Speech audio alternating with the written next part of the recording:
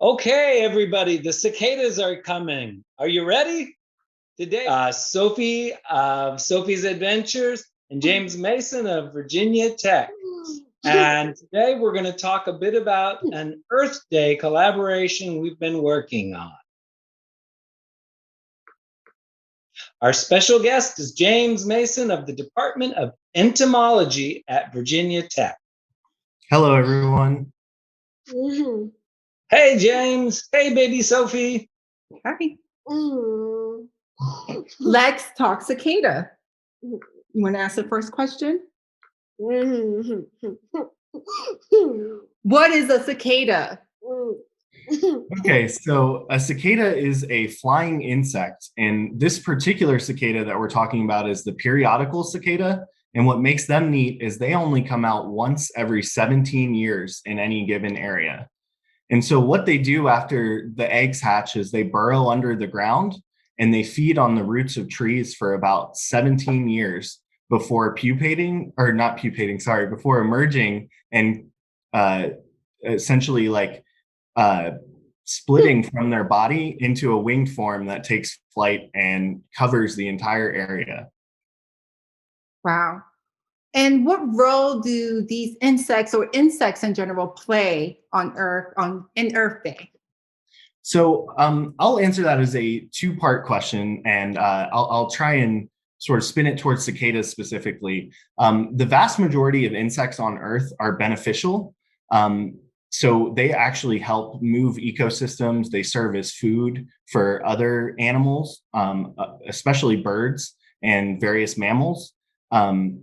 Insects and cicadas in general are really important to sort of drive ecosystems forward. So they serve as both the building blocks. So lots of animals eat them after they feed on, plants and whatnot, but also insects in general serve an important role as decomposers in the environment. So they break up lots of like leaf litter or, maybe decaying plant matter and animal matter into smaller parts that then microorganisms can break up and add the nutrients back to the environment.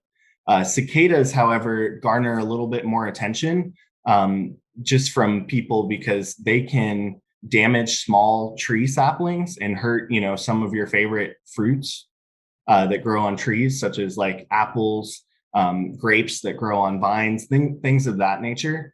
So they get a lot more attention from the media. Also, just the sheer mass and volume of cicadas really attracts a lot of attention. Okay. Thank you for sharing. Mm-hmm. Okay, so here's our next question. Do you think we will have billions of cicadas as shared on social media, or can we expect less due to local construction and how we, the humans, affect insects? So first, I will say that it is quite possible that we could have billions of cicadas, like a lot of people talk about on the media and social media.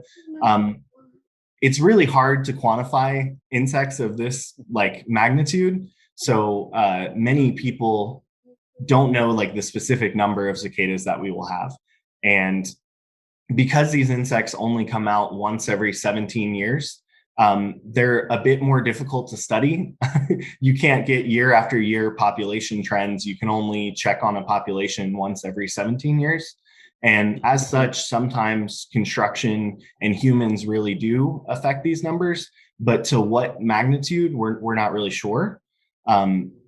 Basically, cicadas like to hang out in the ground underneath trees. So anytime we cut down trees for construction or anything like that, we're disturbing their habitat and can be reducing the number of cicadas that might emerge in any given year. Okay, thank you. That's good information. What can we do as good citizens to make them feel welcome and stay on their good side? As you know, many people fear bugs, and especially they're going to probably have a fear towards cicadas. I would say cicadas sound a lot scarier than they are. They make loud noise. There's a lot of them. People get intimidated by them, but cicadas don't actually really interact with humans in any way. So I would say the best way to stay on their good side, so to speak, would be to leave them alone, let them be cicadas. Good advice.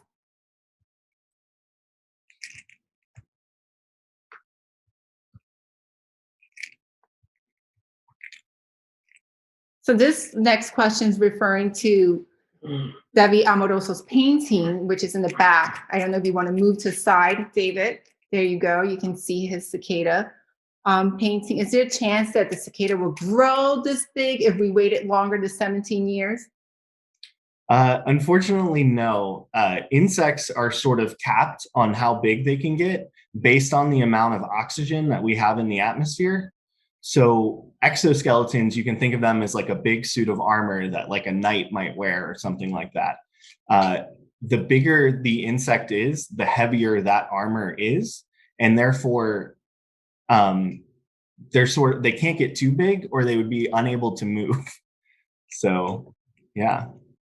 And I want to take this next one because it's particularly interesting to me. So 2020 was a very weird year.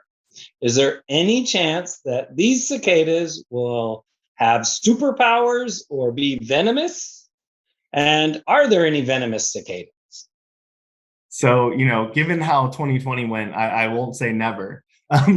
No, I'm kidding. Basically, cicadas are not venomous. They are not actually harmful to people at all. They are just a nuisance pest, as I mentioned.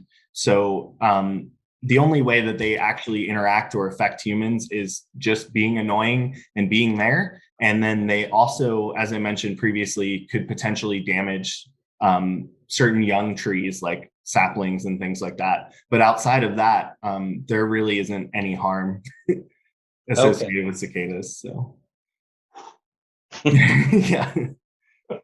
No need to fear.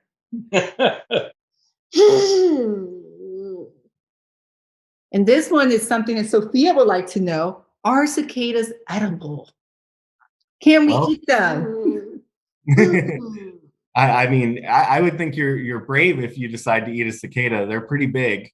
But as far as if they're edible, yes, they are. And they're actually eaten throughout the world. Lots of countries all over the place eat cicadas. Eating insects is becoming a little more popular in the United States, but as of right now, that's not a thing that I would say everyone's jumping on board for. Yeah. But cicadas apparently taste like shrimp. I wouldn't know, I've never eaten one, but apparently it's a very similar taste and you can cook them in a lot of different ways. Yucky. Anything else we should know about cicadas or that you would like to share with us about cicada or anybody who's watching this and listening? So one thing I will say about both cicadas and insects in general is a lot of people fear insects and they get scared. And from what I think, it's sort of a fear of the unknown. But when you learn about insects, you can learn that, the vast majority of them are not harmful. They are actually beneficial to the environment and like critical to our planet's like ecosystem and its functioning. And I would say that once you get past that fear and you start learning about insects, you can find them really fascinating and you can come to really enjoy learning about them. And that's how I got into this science. And I think the more you know about insects, the cooler they are. So definitely. And that leads us to our next and last question. David, I'll let you take the lead on that one. No. Okay. How does one become an entomologist? So to become an entomologist, in the general sense, all you need to do is be fascinated and excited by insects and other arthropods. So many people go out collecting insects, looking at various insects, learning about them. So I would say the first step is to get an interest. From there, a sort of study in biology in general is really useful. Insects are great models for how lots of organisms live and function. And there is a limitless amount of study material, so to speak, with how many different variety of insects that there are out there. And new ones are discovered every day, all the time. So it's a pretty fascinating field. And then from there, really just getting involved in a class that teaches you about insects or a program that teaches you about insects is a great way to, sort of become an entomologist. I personally, I was into biology originally, and I took an insect class, and I was like, this is it. This is what I want to do. And yeah, that's how I ended up here. So, is there any one bug that sort of still creeps you out despite all of your education and knowledge? There is a really cool but also particularly unsettling insect called the Dobson fly. And these are really big, like almost 3-inch long insects that have pretty scary looking mandibles on them, even though a vast majority of them can't actually hurt people. They still kind of creep me out a little bit, despite being probably one of my favorite insects. So thank you. Yeah, no problem. And I love the picture. It's fantastic. So my cicada? Yeah. Yeah. This has actually inspired an exhibit of that will be all insects. So I'll be working on that for the next few weeks. I'll let you know when it's ready. Please do. I would love to share it and just, look at it myself. So okay. Yeah. Thank you. Stay tuned. David will be posting it on his Instagram. Thank you so much, James, for joining us. Thank you, David, too. No problem. It was a lot of fun to be here. And we have our Instagram up. You can follow David to find out when his next bug exhibition will be up and where it will be located.